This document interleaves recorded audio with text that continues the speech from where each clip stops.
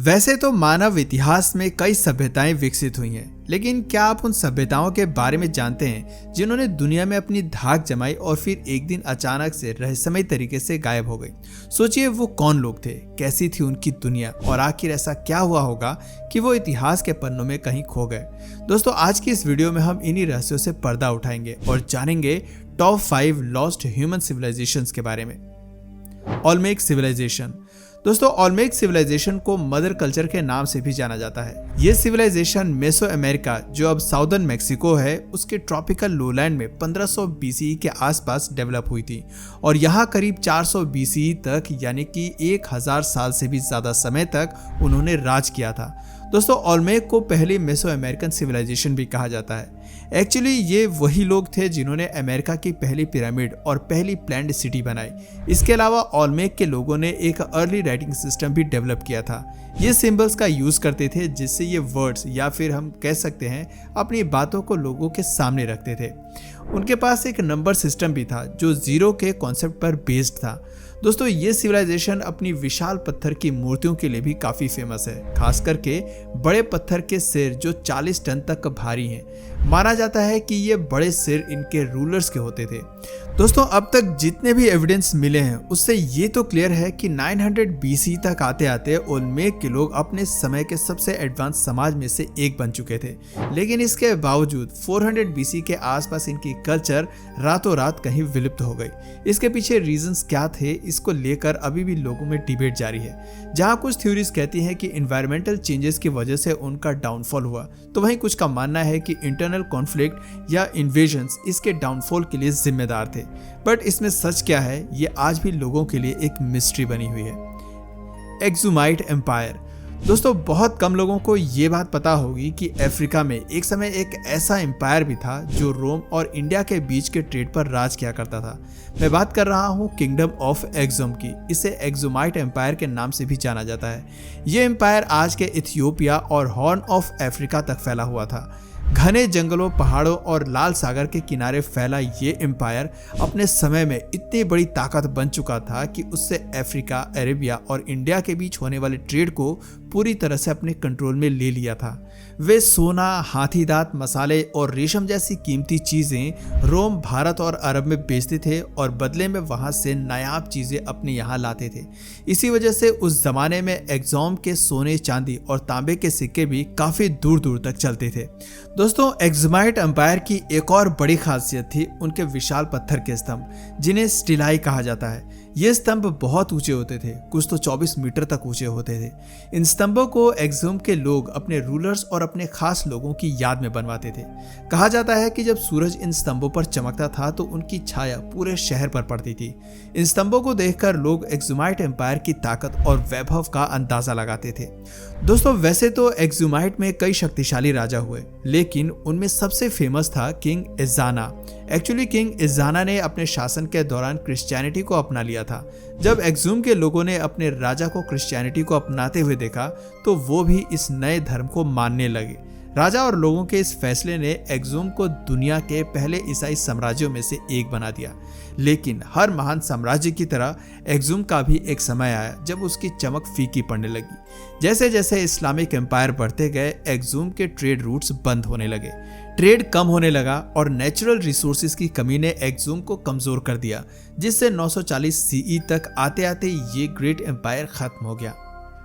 माइसेनाइन civilisation. दोस्तों, माइसेनाइन civilisation Greece की सबसे पुरानी और रहस्यमय सिविलाइजेशन में से एक थी, जो यहाँ लगभग 1600 BCE से 1100 BCE के बीच फली फूली थी। इस सिविलाइजेशन का दिल था इसके शानदार पैलेसेस, जहाँ से इनके एडमिनिस्ट्रेटिव और कमर्शियल काम होते थे। माइसिनाई इनका सबसे फेमस सिटी था, जो ऊंची पहाड़ियों पर एक मजबूत किले की तरह बसा हुआ था। कहा जाता है कि इस सिविलाइजेशन के शासकों के पास ताकत और साहस की कोई कमी नहीं थी और अपने शासकों की तरह माइसिनाइन के लोग भी काफी मेहनती और निडर होते थे। साथ ही ये कुशल कारीगर और योद्धा भी थे। इनकी महिलाएं घर के कामकाज के साथ साथ बुनाई और कढ़ाई में भी माहिर होती थी। इस सिविलाइजेशन में सेलर्स और ट्रेडर्स का भी खास महत्व था। ये अपनी शिप से इजिप्ट, सिप्रस और लिवांट तक का सफर तय करते थे और वहां से ऑयल, वाइन, क्लोथ और मेटल्स का ट्रेड करते थे, जिसके बदले में ये वहां से कीमती चीजें लाते थे। दोस्तों माइसेनाइन के लोग आर्ट और क्राफ्ट्समैनशिप में भी बेमिसाल थे। इनके बनाए हुए गोल्ड मास्क, वेपन्स और पोट्री कमाल के होते थे। इनकी सबसे पॉपुलर डिस्कवरी है आगामेम्नॉन का गोल्ड मास्क, जिसे हमारे रिसर्चर्स ने एक टॉम से निकाला है। माइसेनाइन के लोग लिखने के लिए लाइनर बी नाम की एक खास लिपि का यूज करते थे, जिससे आज हमें इनके लैंग्वेज और एडमिनिस्ट्रेशन के बारे में पता चलता है। लेकिन फिर आया वो समय जिससे ये महान सिविलाइजेशन हमेशा हमेशा के लिए इतिहास के पन्नों में सिमट कर रह गया। 1100 बीसी के आसपास माइसेनाइन सिविलाइजेशन कोलैप्स हो गया। इसकी मिस्ट्री आज भी कायम है। कुछ लोग कहते हैं कि आक्रमणकारियों की वजह से इस महान सिविलाइजेशन का अंत हो गया, तो वहीं कुछ का मानना है कि नेचुरल डिजास्टर और इंटरनल कॉन्फ्लिक्ट्स ने इसे धीरे धीरे अंधकार में डुबो दिया। Minoan civilisation. दोस्तों मिनोअन सिविलाइजेशन को यूरोप की सबसे पहली सिविलाइजेशन माना जाता है। यह सिविलाइजेशन लगभग 2600 बीसी से 1100 बीसी के बीच डेवलप हुई थी। इसका केंद्र क्रीट आइलैंड था। वैसे इस सिविलाइजेशन का नाम इसके राजा मिनोन्स के नाम पर पड़ा है।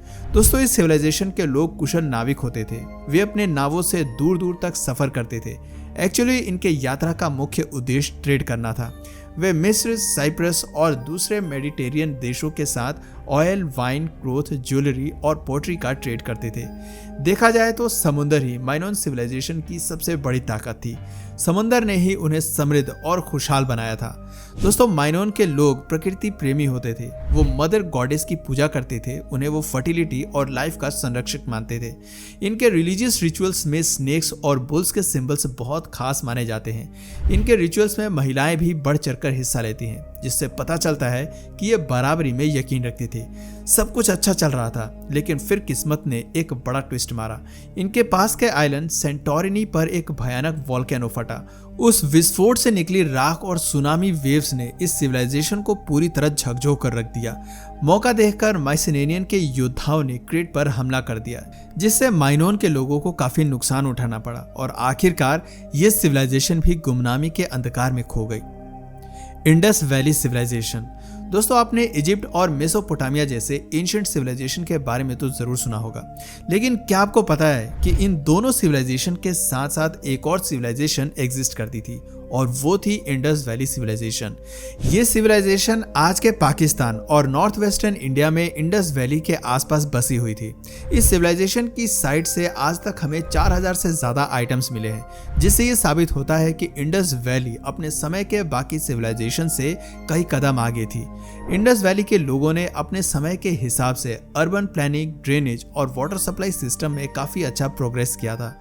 हड़प्पा और मोहनजोदारो इस सिविलाइजेशन के सबसे बड़े शहर थे, जिनकी पॉपुलेशन 40 से 50 हजार के आसपास थी, जबकि उस समय के बाकी शहरों में सिर्फ 10,000 के आसपास ही लोग रहा करते थे। लेकिन इतनी बड़ी सिविलाइजेशन होने के बावजूद भी इनका अचानक से अंत हो गया।